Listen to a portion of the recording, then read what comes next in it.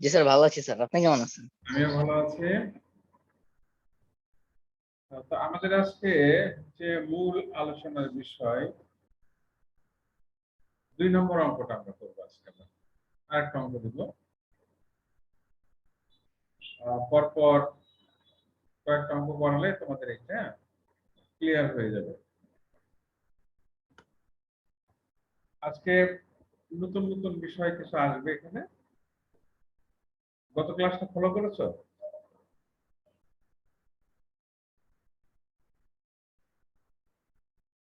গত ক্লাস যেটা শেষ করলাম আমরা, ওই অঙ্কটা ফলো করছো তোমরা? দেখেছো?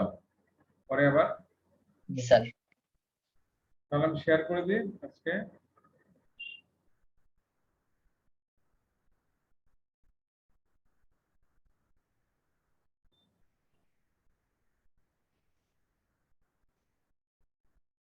কেমন আছো তুমি? নাজবুল, ভালো আছো?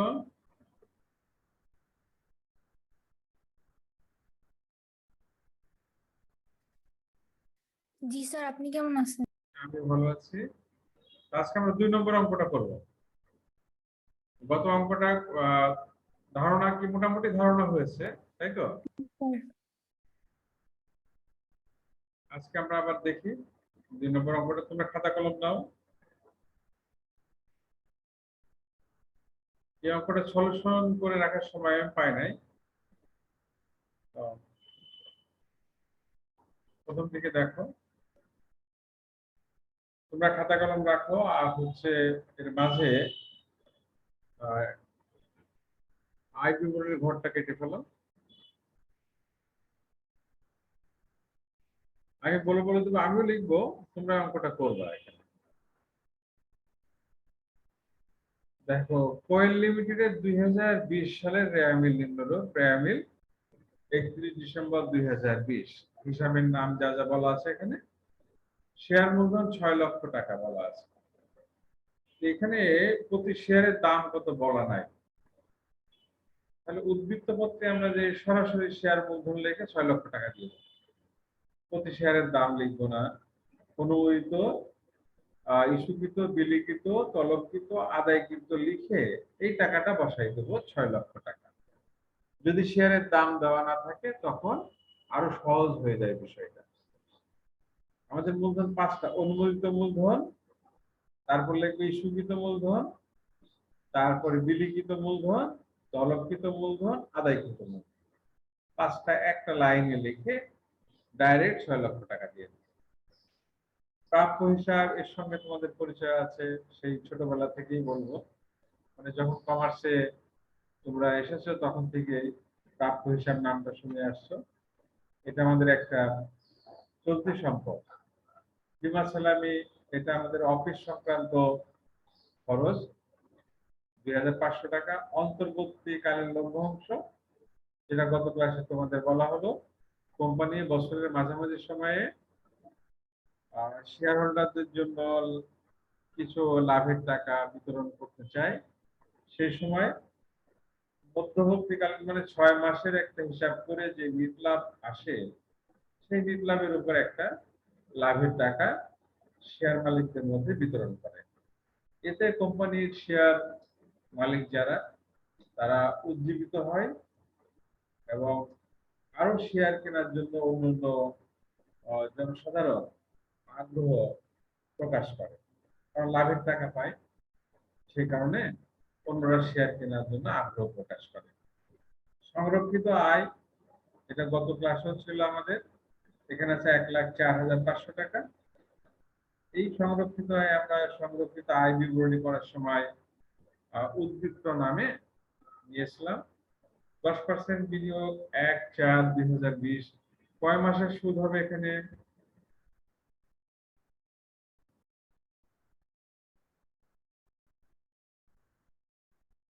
তাহলে 4 নম্বর 8 মাস। 9 মাস হবে। 4 নম্বর মাসের নাম হলো এপ্রিল মাস না? আমি একটা সহজ বুদ্ধি তোমাদের শেখাচ্ছি।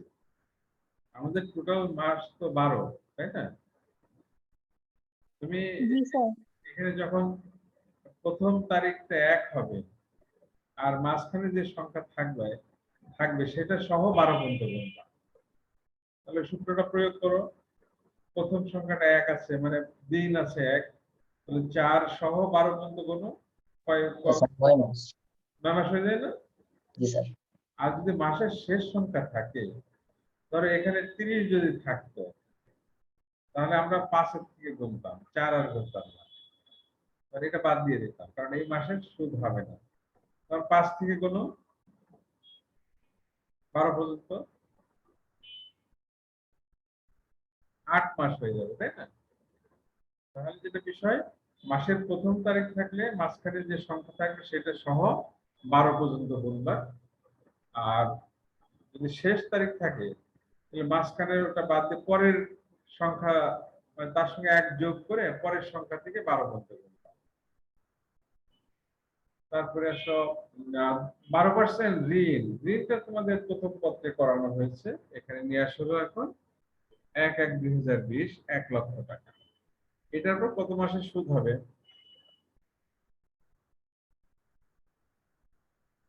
স্যার 12 মাসে। 12 মাসের হয়ে যাবে। ক্রয় ও বিক্রয়, কোন টাকাটা ক্রয়, কোন টাকাটা বিক্রয়?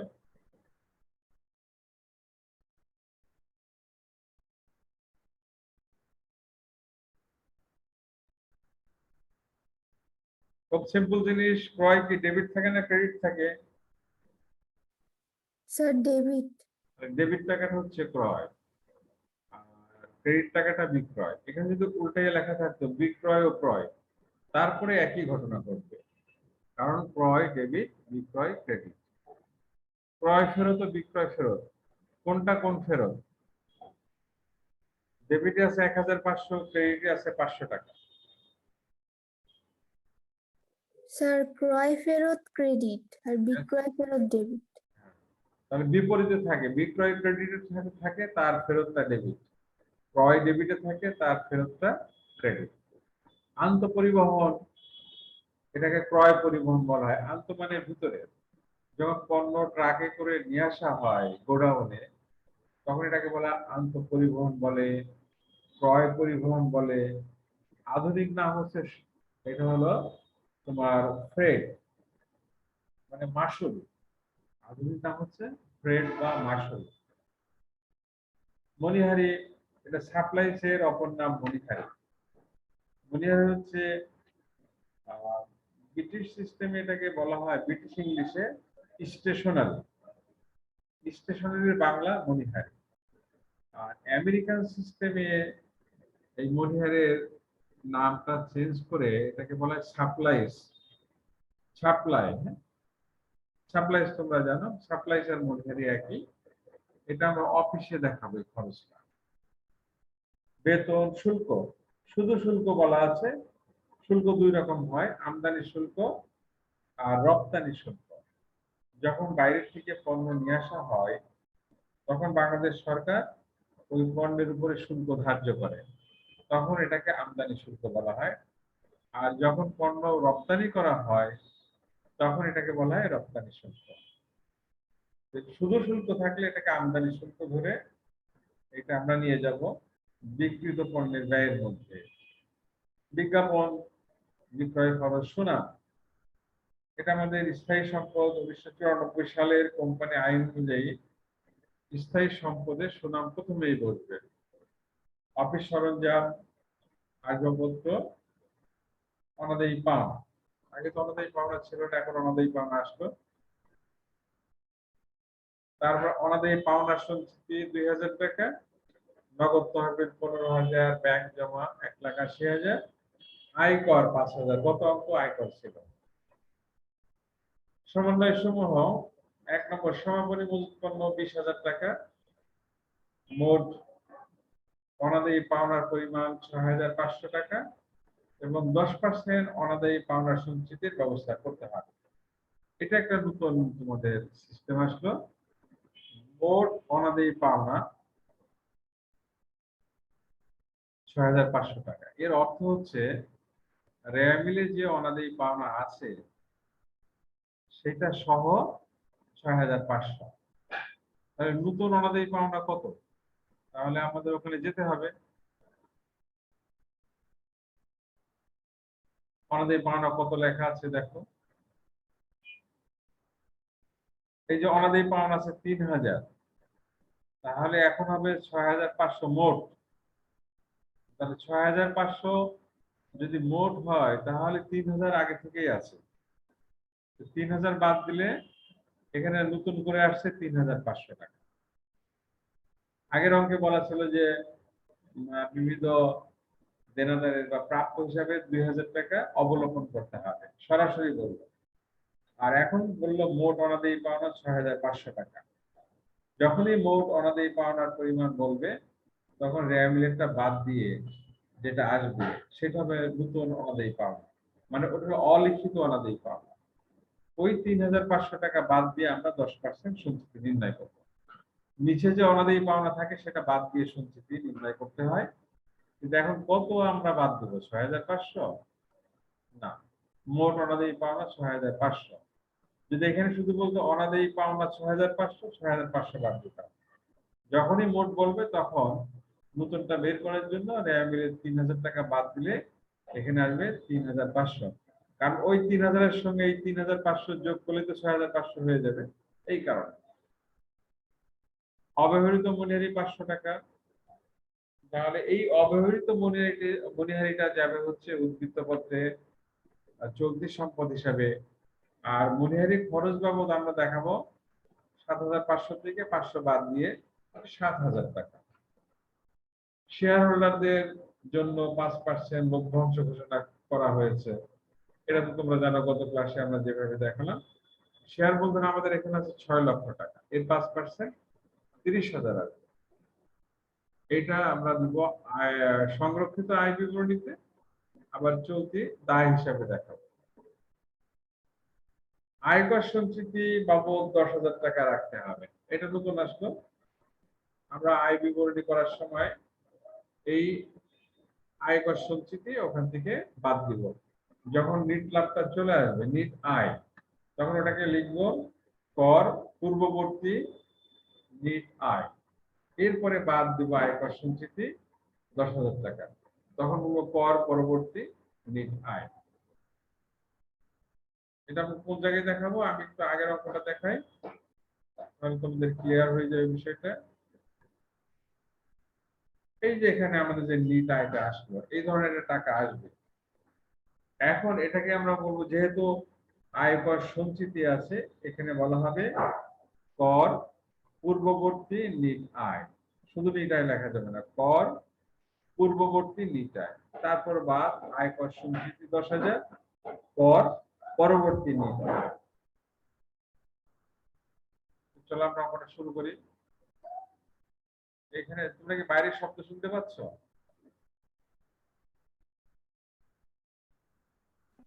স্যার একটু আগে শোনা গেছে। আচ্ছা,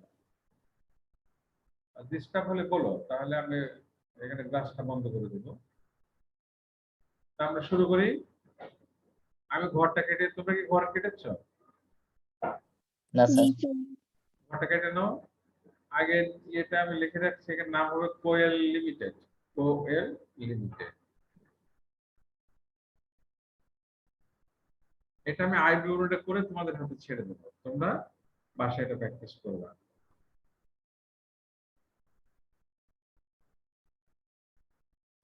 কোয়েল লিমিটেড, অঙ্কটা তো অনেক বড়, 2 দিন সময় লাগবে এর পিছনে আমাদের। এখন তোমাদের আমি সৃজনশীল নাম দিচ্ছি, কিন্তু সৃজনশীলের যে প্রশ্নের নিয়ম সেটা কিন্তু দেওয়া হচ্ছে না।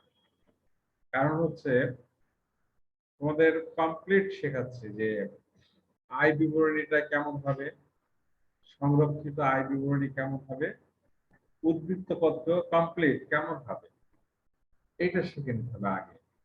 তারপরে যে প্রশ্ন হবে সৃজনশীল। আয় বিবরণীতে বলা হবে যে মোট আয় ধরো 1 লক্ষ টাকা ধরে আয় বিবরণী প্রস্তুত করো। আয় বিবরণী তখন আমরা মোট লাভ থেকে অঙ্কটা শুরু করব, ক্রয় বিক্রয় তখন থাকবে না অঙ্কে।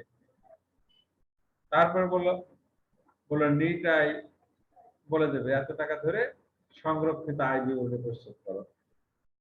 তারপরে বললো হয়তো মোট সম্পত্তির পরিমাণ নির্ণয় করো,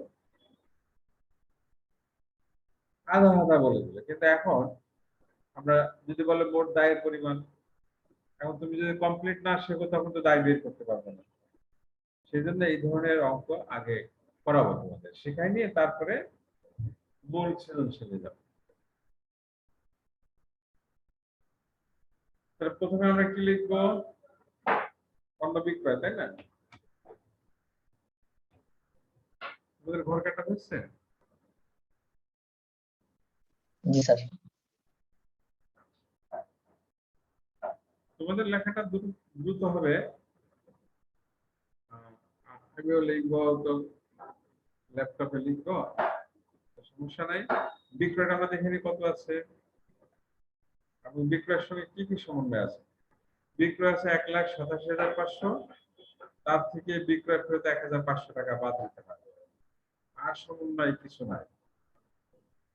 নিচে দেখো বিক্রয়ের সঙ্গে কোনো সমন্বয় নাই, খুব সিম্পল অঙ্কটা। তার দ্বিতীয় ঘরে দাও 1,87,500,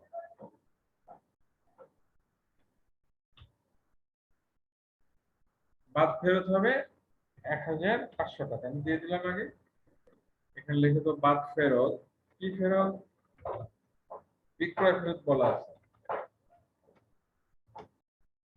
1,500 টাকা। তাহলে এখানে বাদ দিয়ে 3 নম্বরে দিয়ে দেবো টাকাটা।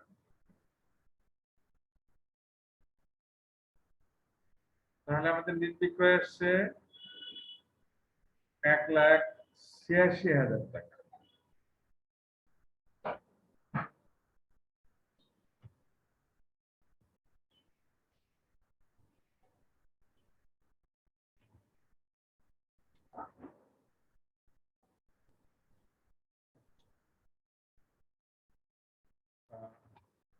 নেট বিক্রয় 1,86,000। এখন লিখতে হবে মূল জিনিসটা কি লিখবো আমরা, কি লিখবো বলো তো? বাদ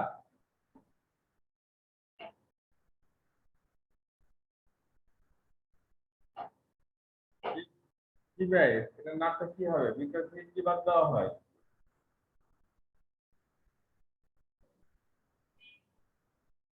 বলো কি বাদ দিতে হবে এখানে বিক্রয় থেকে, নিট বিক্রয় থেকে?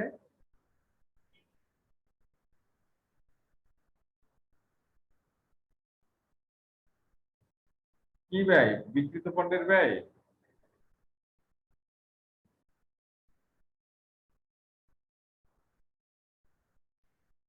শুনতে পাচ্ছ আমার কথা তোমরা? স্যার বিক্রিত পণ্যের ব্যয়। হ্যাঁ, বাদ বিক্রিত পণ্যের ব্যয়।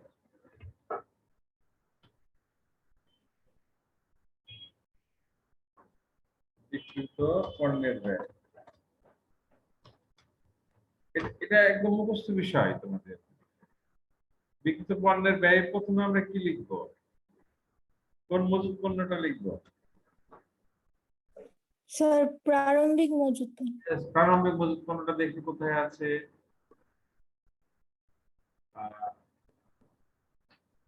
আদৌ প্রারম্ভিক মজুত পণ্য আছে কিনা সেটা দেখে দিই, না থাকলে আমরা লিখবো না। বিমর্শালে সংরক্ষিত আয়, এখানে দেখা যাচ্ছে না প্রারম্ভিক মজুত পণ্য। ঠিক আছে, অঙ্কের ধরনই এখন এই ধরনের হয়ে গেছে। প্রারম্ভিক মজুত পণ্য আমাদের নাই, তো লিখবো না। তারপরে কি লিখতে হয়? স্যার ক্রয় অথবা জি স্যার। ক্রয় লিখতে হবে। ক্রয়টা এখন আমরা লিখবো ভিতরে, তাই না? প্রথম ঘরে দেব। ক্রয় কত আছে দেখে নাও।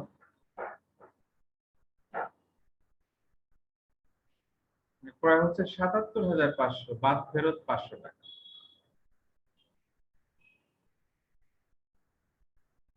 প্রথম ঘরে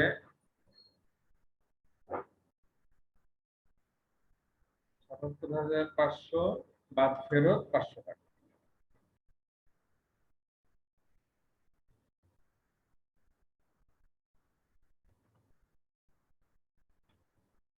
ক্রয় ফেরত 500 টাকা। এটা বাদ দিয়ে আমরা 2 নম্বর ঘরে রেখে দিই। ক্রয়ের সঙ্গে আর কোনো কিছু নাই, অনেক কিছু আসবে আস্তে আস্তে। ক্রয়ের সঙ্গে কি আসতে পারে? বলতে পারে যে ক্রয় বাটা বলার কথা বলে, আবার সমন্বয়ে বলতে পারে যে বাকিতে পণ্য ক্রয় করা হয়েছে হিসাবে লেখা হয়নি, আবার বলতে পারেন নগদে পণ্য ক্রয় করা হয়েছে হিসাবে লেখা হয়নি। এগুলো আমরা আস্তে আস্তে শিখে ফেলবো। নিট ক্রয় হলো আমাদের ৭৭,০০০ টাকা। দ্বিতীয় ঘরে এখানে আরেকটা আইটেম লেখা যাবে, হ্যাঁ লিখলে দেখা যাবে। পরে কি আছে আমরা দেখি এখানে খরচ। খরচ প্রথম দিকে দেখো, এখানে ক্রয় সংক্রান্ত খরচ নাই। এখানে আমরা পাবো আন্তঃপরিবহন ২,০০০ টাকা দিবা, তারপরে শুল্ক দিবা ৪,০০০। এই দুইটাই আমাদের এখানে আন্তঃপরিবহন।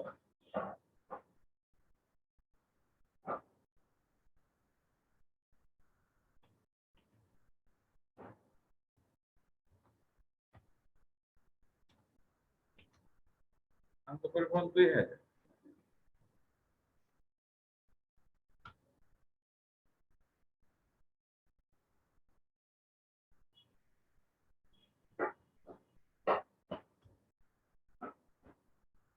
তাহলে পরের পৃষ্ঠায় যায়। এখন দেখতে হবে আন্তঃপরিবহন ২,০০০ আর শুল্ক হচ্ছে ৪,০০০।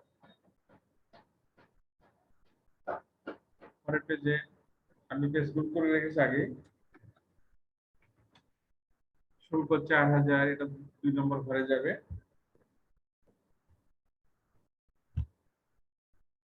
তারপরে আর আমাদের কোনো খরচ নাই। ক্রয় সংক্রান্ত খরচ আর নাই, যোগ দিয়ে এই সমাপনী মজুত পণ্য বাদ দিয়ে দাও। তাহলে এখানে আছে ৭৭,০০০ আর ২ ৭২,০০০, আর এখানে আছে ৪,০০০। ৭২,০০০ আর ৪,০০০ ৭৬,০০০ টাকা।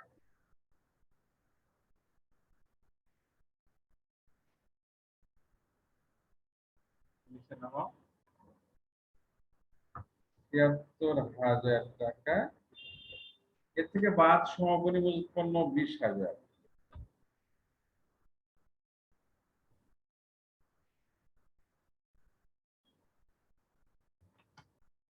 বাদ সমাপনী মজুত পণ্য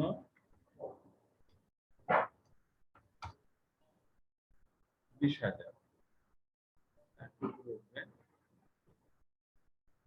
২০,০০০ বাদ দিলে আমাদের কত থাকবে?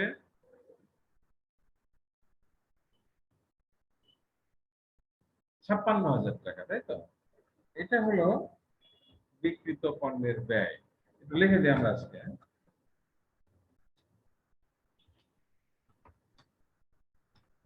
এটা খুব ইম্পর্টেন্ট ফ্যাক্টর। তোমাকে ক নম্বর দিয়ে বলতে পারে বিক্রিত পণ্যের ব্যয় বের করো, তখন তুমি বের করে দিলে এইভাবে।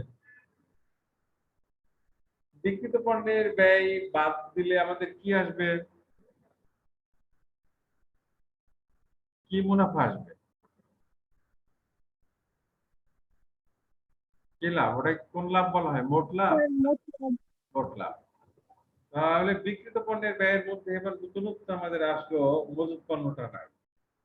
দিব না থাকলে ৭৭, এটা মনে একটু ভুল হয়েছে। ৭৭ আর ২ কথা ৭৯,০০০। ৭৯,০০০ আর ৪, এটা ঠিক করো।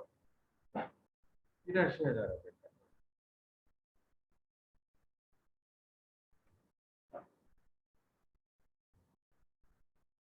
আমি এটাকে ৭২,০০০ মনে করেছিলাম। ৭৭ আর ২ ৭৯, ৭৯ আর ৪ ৮৩,০০০। তার থেকে ২০,০০০ বাদ দাও। এটা এখন চেঞ্জ হয়ে যাবে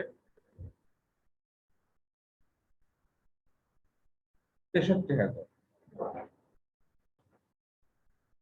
তোমরা একটু রেসপন্স করবা, বিয়োগ ভুল হলে বা যোগ ভুল হলে বলবা। এখন ৬৩,০০০, ১,৮৬,০০০ থেকে বাদ দাও ৬৩,০০০। ১,৮৬,০০০ বাদ ৬৩,০০০, ১,২৩,০০০। মোট লাভ হচ্ছে ১,২৩,০০০ টাকা।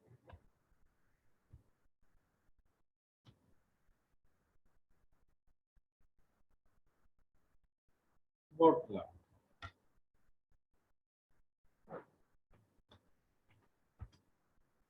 এখনই কি করতে হবে, কোন ব্যয় বাদ দেবো এখান থেকে আমরা? বাদ পরিচালন ব্যয়, তাই না? আমি প্রশ্ন করছি, আমি উত্তর দিচ্ছি পরিচালন ব্যয়। এখন তোমরা উত্তর দাও, পরিচালন ব্যয়ের প্রথমটা কি লিখবো?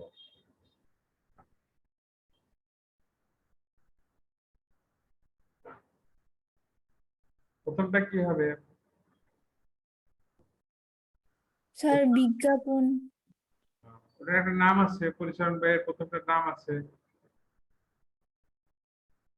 স্যার বিক্রয় ও বিলি খরচ। Yes, বিক্রয় ও বিলি খরচ।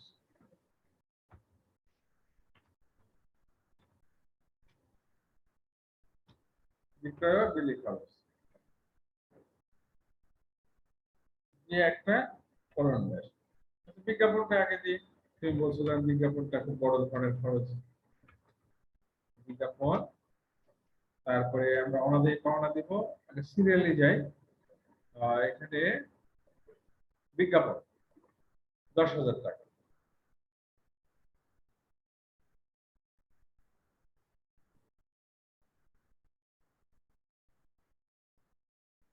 $10,000 আমরা প্রথম ঘরে দিব।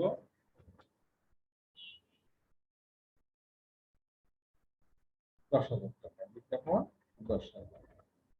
এরপরে এখন যেটা লিখবো খুব ভালো করে খেয়াল করবা, অনাদায়ী পাওনা। এটা আমাদের ভিতরে লিখতে হবে। আমাদের রেয়াবিলে দেওয়া আছে 3,000 টাকা। এবার লেখো যোগ অলিখিত অনাদায়ী পাওনা। যোগ অলিখিত মানে যেটা, অলিখিত মানে যেটা লেখা হয় না একসাথে।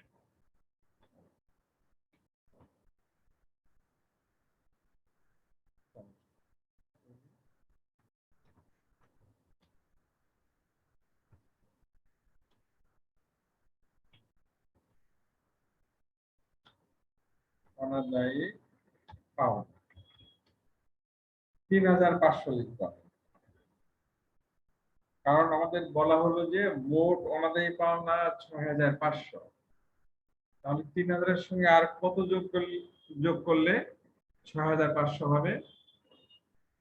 3,500। 3,500 যোগ করলে হয়। এই জন্য আমি এটা 3,500 যোগ করলাম।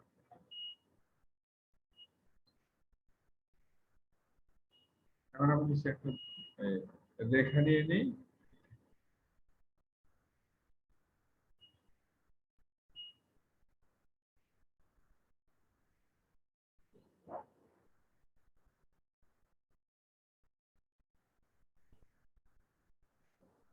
এখন নিচে লিখবো 6,500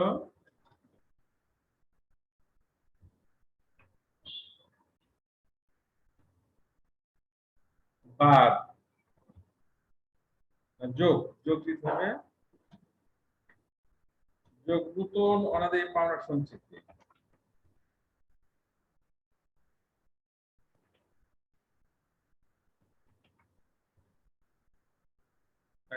দিয়ে দিই।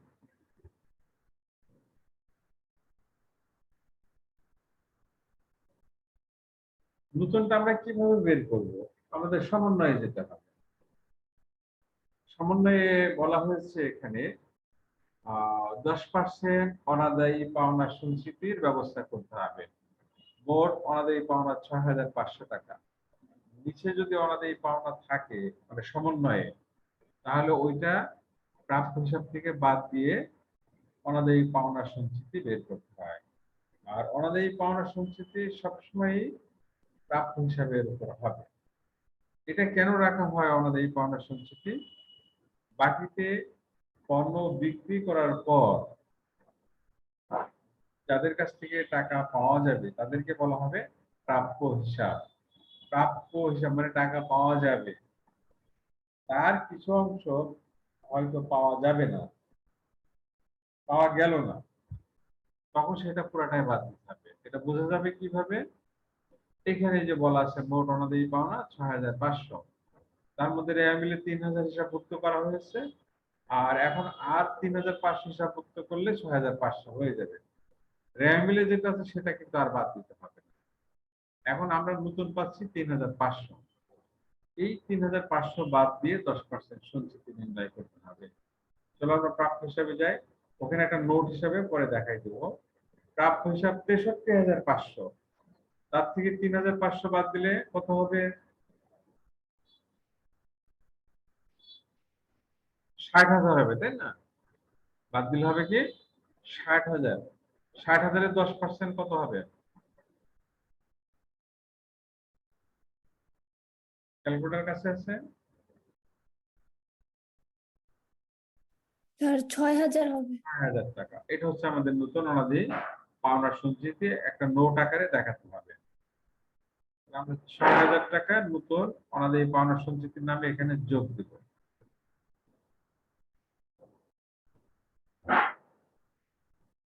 ৬০০০। এখানে আমাদের জায়গা হবে না, আমি তারপরে একটা টান দিয়ে দিই, পরের পেজে যেতে হবে।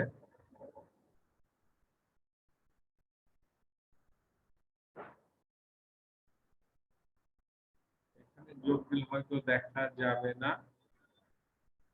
পরের পেজে যে যোগটা দেখায় ভিতরে। হ্যাঁ, একটা পেজ আছে। তো ৬০০০ আর এই ৬৫০০ যোগ করলে কত হবে? ১২৫০০ টাকা। আর একটু কাজ আছে আমাদের এখানে। তো পরের পেজে ১২৫০০ এখানে বসো।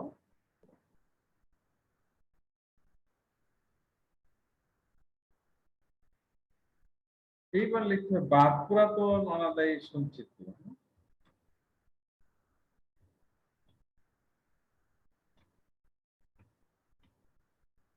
কিন্তু আমরা পুরাটা না লিখে পুরাতন সঞ্চিতি বললেই হবে। পুরাতন সঞ্চিতি, এইটা কোথায় পাবো? রেওয়া মিলে পাবো, আগের অঙ্কই ছিল না। এটা আমি দিয়ে তোমাদের শেখানোর চেষ্টা করছি। এই যে অনাদায়ী পাওনা সঞ্চিতি ২০০০ টাকা আছে, রেওয়া মিলে আছে। এইটাকে রেওয়া মিলে যে অনাদায়ী পাওনা সঞ্চিতি থাকবে সেটা পুরাতন, মানে বিগত বছরের অনাদায়ী পাওনা সঞ্চিতি। আর সমন্বয়ের এটা চলতি বছর, এদের নতুন বলা হয়। ২০০০ বাদ দিয়ে দাও, ২০০০ টাকা।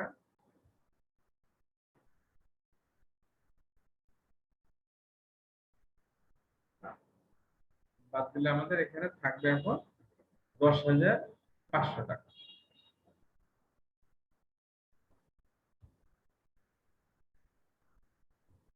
তাহলে এই নিয়মটা পুরোপুরি এসে গেল, তাই না?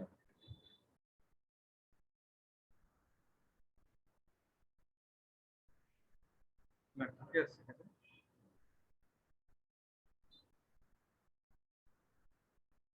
যোগ করে পেলাম ১২৫০০ বাদ পুরাতন সঞ্চিতি ২০০০, তাহলে ১০,৫০০ টাকা থাকবে। এখন কমপ্লিট নিয়মটা হলো অনাদায়ী পাওনা যোগ অলিখিত অনাদায়ী পাওনা থাকলে যোগ করলাম, তার সঙ্গে যোগ নতুন অনাদায়ী পাওনা সঞ্চিতি বাদ পুরাতন অনাদায়ী পাওনা সঞ্চিতি। যদি অলিখিত অনাদায়ী পাওনা না থাকে তাহলে এটা যোগটা এইটা হবে না। এবার চলো আমরা আর কি কি খরচ আছে দেখি। বিক্রয়ের সঙ্গে জড়িত, বিক্রয়ের সঙ্গে আমরা জড়িত কি কি পেলাম? বিজ্ঞাপন পেলাম আর অনাদায়ী পাওনার সঞ্চিতি। রেওয়া মিলে আমরা চেক করি বিক্রয় পরিবহন আছে কিনা দেখবো, বা বহি পরিবহন বলতে পারে। আর নাই, এখানে নাই, আমাদের বিক্রয়ের সঙ্গে বিজ্ঞাপনটা আছে শুধু, আর বিক্রয়ের কোনো খরচ নাই, দুইটাই ছিল। তোমরা প্রথম পত্রে আয় বিবরণী যেটা করেছিল ওইটা একদমই হুবহু, কোনো পরিবর্তন নাই, নতুন শব্দ হয়তো থাকবে না। তাহলে এটা আমরা যোগ করে এখন ২ নম্বরে দিয়ে দিই।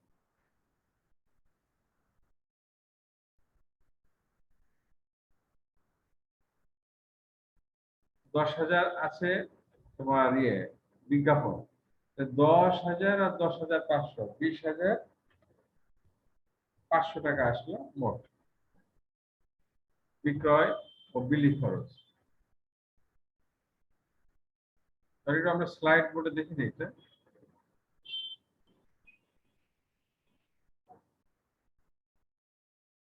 প্রথম থেকে স্লাইড মোডে আয় বিবরণী এই অবস্থা আমাদের। তারপরে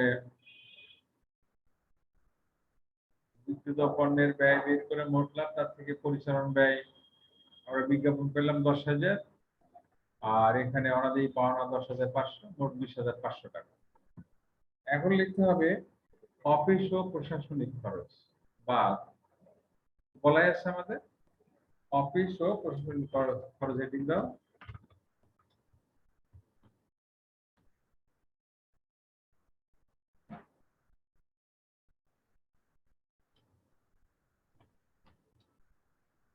খরচ, বাকি যে খরচগুলো থাকলো এগুলো সবই অফিস ও প্রশাসনিক খরচের মধ্যে যাবে। কি কি খরচ আছে আমাদের রেয়া মিলে যায়। উপরে এখানে বিমা সালামি আছে, সরাসরি দাও 2,500 টাকা। বিমা সালামির সঙ্গে কোনো সমন্বয় নাই। তারপর আছে বেতন, বেতনটা আগে দিতে হয়, বেতনটা আগে দিয়ে দাও 20,000 টাকা। বেতন বকেয়া বলা হয়নি এখানে, বেতন প্রথম ঘরে 20,000,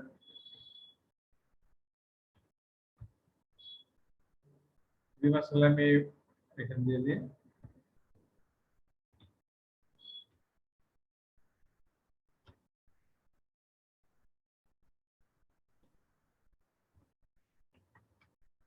বিমা সালামি 2,000 টাকা সময়।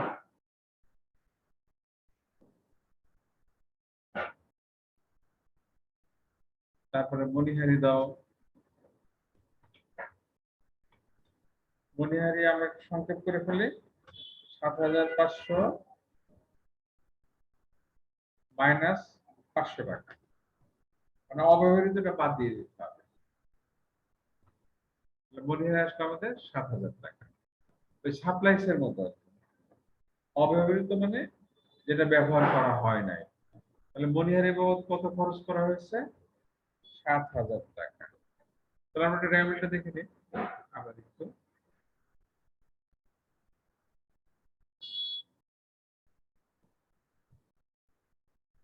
মনিহারি 7,500 বাদ হচ্ছে 500, 7,000 টাকা, বেতন 20,000, বিজ্ঞাপন শুল্ক এগুলো আমাদের আসবে না। তারপরে বিমা সালামি 2,500 টাকা, বিমা সালামি 2,500 টাকা।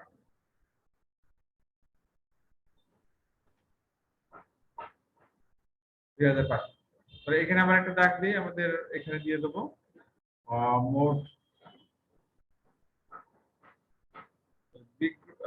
অফিস ও প্রশাসনিক খরচ আসছে মোট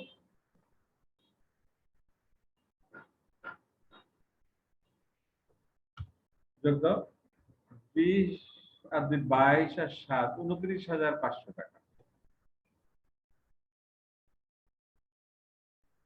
29,500 টাকা। এখন আমরা এই দুটা যোগ দিব, বিক্রয় ও বিলি খরচ আর অফিস খরচ যোগ দাও। যোগ দিলে কত আসে দেখো।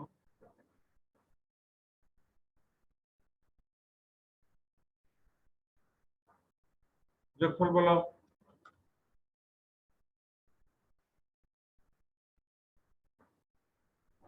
এই দাগটা বাড়াই দিয়ে একবারে হয়ে যাবে।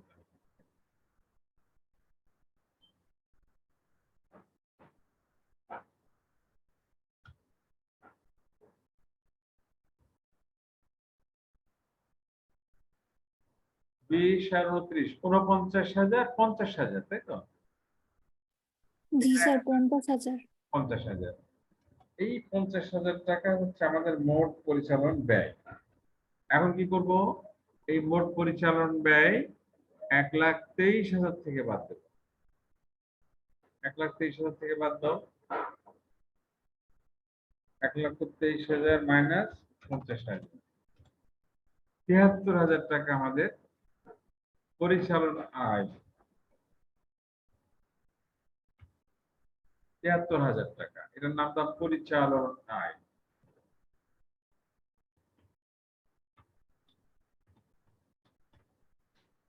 যোগ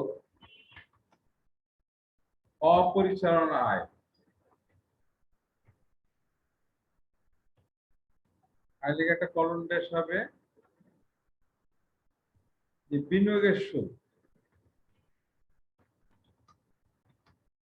বিনিয়োগের সুদটা আমরা বের করি কয় মাসের, দেখেছিলাম আমরা ৯ মাস মনে হয়েছিল এখানে।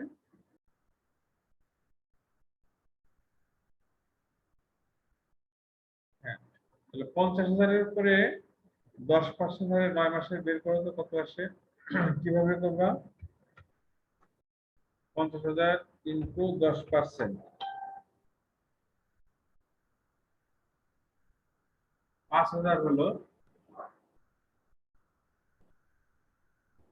৫০০০, এটা হলো ১ বছরের ভাগ ১২ ইনটু ৯, ৩,৭৫০ টাকা। কত আসে তোমাদের?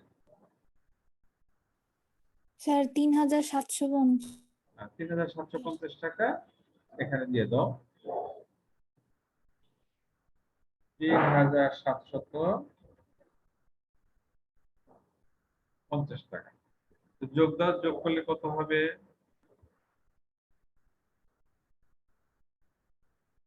এখানে আমি তো দেখাই দিই, ৫০,০০০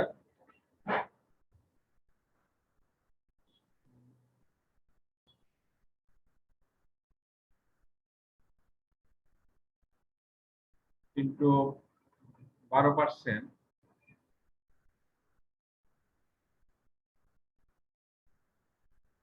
আবার ইন্টু ৯/১২। তোমরা এটা একটা টিকা হিসাবে বা গণনা হিসাবে দেখাবে পরীক্ষার খাতায় শেষের দিকে লিখবা গণনা কার্য বলে, এটা দেখাই দেবে। এখন তো আমরা ভিতরেই দেখালাম। তাহলে একটা যোগ দাও, যোগ দিলে কত হবে? স্যার ৭৬,৭৫০। ৭৬,৭৫০। আরেকটু কাজ আছে আমাদের এখানে। ৭৬,৭৫০ টাকা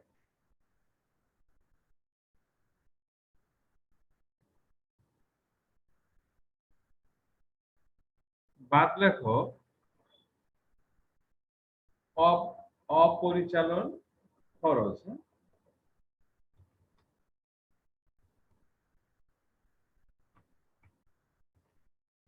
ব্যয় বলতে হয়, ব্যয় বলে বাদ অপরিচালন ব্যয় দিয়ে ঋণের সুদ। ঋণের সুদ, ঋণের সুদ আমাদের এখানে ১ বছরে দিতে হবে। ১২% ঋণ ১/১/২০২০, ১,০০,০০০ টাকার ১২%, ১২,০০০ টাকা।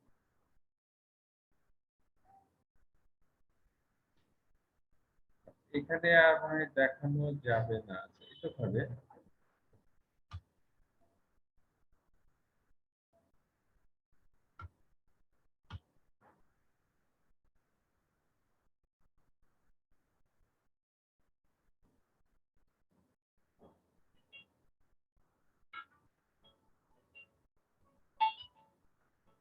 ১,০০,০০০ ইন্টু ১২%,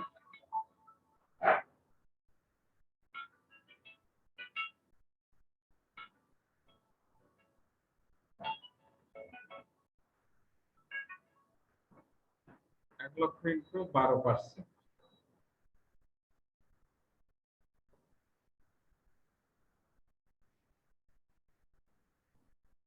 ১২% আসছে ১২,০০০ টাকা। ১২,০০০ টাকা বাদ দাও।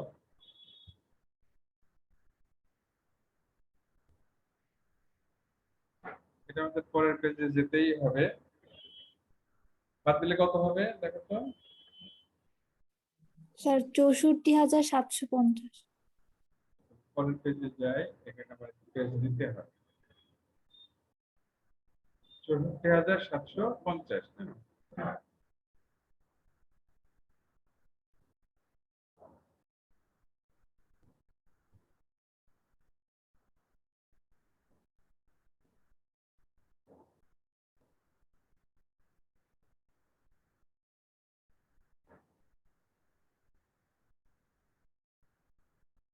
64,750 টাকা।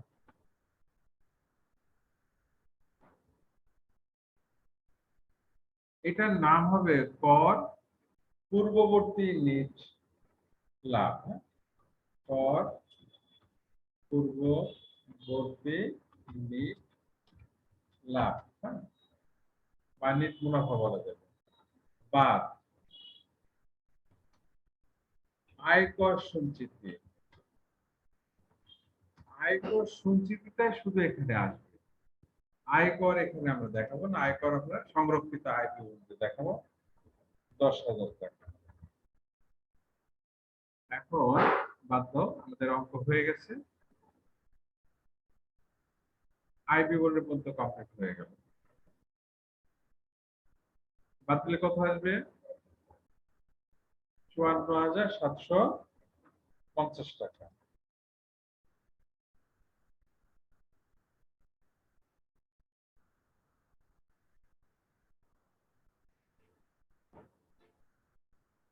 এটার নাম দাও কর পরবর্তী নিট লাভ। কর পরবর্তী নিট লাভ। এখানে এখন দুইটা দাগ দিয়ে দাও, তারপরে অঙ্ক হয়ে যাবে। আজকে আমরা এই পর্যায়ে রাখবো, বাকি কাজটুকু তোমরা পারলে করবা, না পারলে তোমরা একটা স্ক্রিনশট দিয়ে নাও, চেষ্টা করবা নিজেরা করার জন্য। নিজেরা করতে পারলে সবচেয়ে ভালো হবে। আর এটা বইয়ের মধ্যে হুবহু পাবা না, কারণ আমি এটা তোমাদের জন্য শেখানোর জন্য এখানে অঙ্কগুলো তৈরি করে দিচ্ছি, যাতে তোমরা খুব দ্রুত এটা শিখে সৃজনশীলের মূল সৃজনশীল চলে যেতে পারো।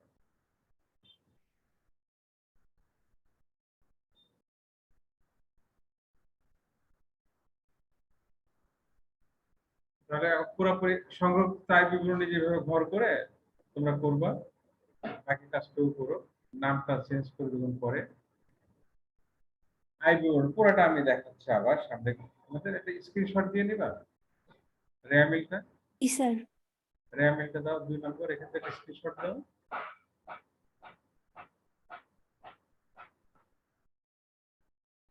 স্যার এটা বাড়ি কাজ। হ্যাঁ, বাড়ির কাজ মানে 2 নম্বর অঙ্ক করছি তো আমরা, মানে এই অঙ্কটা তোমরা আই বিবরণী বলতে করলাম, আরো তো দুইটা বাকি থাকলো, সংরক্ষিত আয় বিবরণী আর উদ্বৃত্ত পদ, ওইটা তোমাদের বাড়ির কাজ থাকবে। মূল অঙ্কটা এখান থেকে শুরু হলো, তারপরে এই পৃষ্ঠা নাও,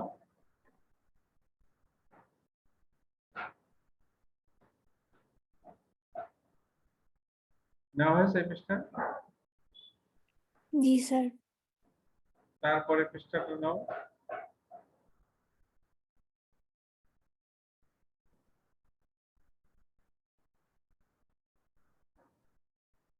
তারপরে পৃষ্ঠাতে পুরাটা নিলে। হ্যাঁ, নেওয়া হয়েছে। জি স্যার। তারপরে এটা আয় বিবরণী, তোমরা তোমাদের তো এটা করা আছে না, উঠাইছো পুরাটা? জি স্যার। যদি উঠাতে না পারো তাহলে এটা পুরাটা উঠাও, মানে এটা স্ক্রিনশট দিয়ে রাখো।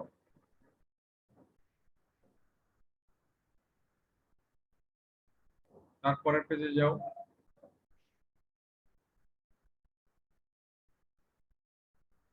এই ধরনের 5টা বা 6টা অঙ্ক আমি তোমাদের আগে শেখাবো, তারপরে দেবো। এখানে এটা নিয়ে নাও, আমাদের এটা আয়কর পরবর্তী এসে গেল। তোমাদের কাজ হচ্ছে পরে এই সংরক্ষিত আয় বিবরণীতে ঘর করে রেখেছে এটা করবা, আর তারপর উদ্বৃত্ত আর্থিক অবস্থার বিবরণীটা করবা। গত ক্লাসে আমরা যেটা করাইছি, এই অ্যাকাউন্ট গুলো আসবে না। তাহলে আজকে এই পর্যন্তই থাক, পরে ক্লাসে আবার ইনশাআল্লাহ। সবাই ভালো থেকো।